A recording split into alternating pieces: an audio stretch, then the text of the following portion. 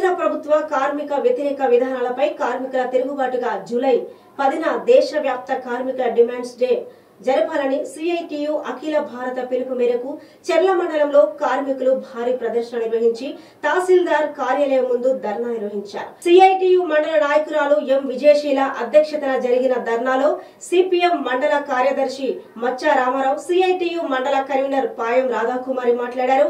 ఇక స్కీమ్ వర్కర్లుగా ఉన్న anganwadi, ASHA, mid day meal, VOA, ఏఎన్ఎంలను పర్మనెంట్ చేయాలని డిమాండ్ చేశారు. ఇక పార్లమెంట్ ఎన్నికల్లో చావు తప్పి కన్నులుట్టపోయిన అధికారంలోకి వచ్చిన బీజేపీ నాయకత్వంలోని కేంద్ర ప్రభుత్వ కార్మిక హక్కులపైన దాడి చేస్తుందని విమర్శించారు. నా పేరు కొండా Sharan, CPIML mass line ప్రజాపంద party Bhadrachalam division నాయకుడిని. భద్రాచలం ఏజెన్సీ ప్రాంతంలో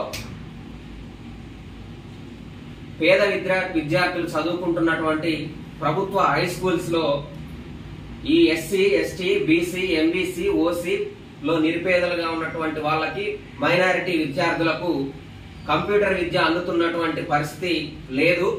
ఎప్పుడో 2008 సంవత్సరంలో ఆనాడు ఉన్నటువంటి ప్రభుత్వం ఈ ప్రభుత్వ హై స్కూల్లో చదివేటువంటి విద్యార్థులకు కంప్యూటర్ విద్య ఖచ్చితంగా అందించాలని ఒక మంచి ఆలోచన చేసి ఆ రోజు ప్రతి పాఠశాలకి 11 కంప్యూటర్లు అందించడం జరిగింది.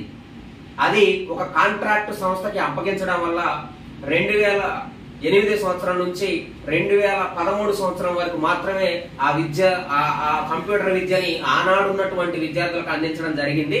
తర్వాత వచ్చినటువంటి బీఆర్ఎస్ ప్రభుత్వం ఈ పేద విద్యార్థులకి, ఎవరైతే ప్రభుత్వ బడుల్లో చదువుకునేటువంటి SC, ST, BC, MBC, minority, ఓసీలో ఉన్న నిరుపేద విద్యార్థులు ఉన్నారో వీళ్ళకి కంప్యూటర్ విద్యను అందించాలనేటువంటి సోయి లేనటువంటి పరిస్థితి.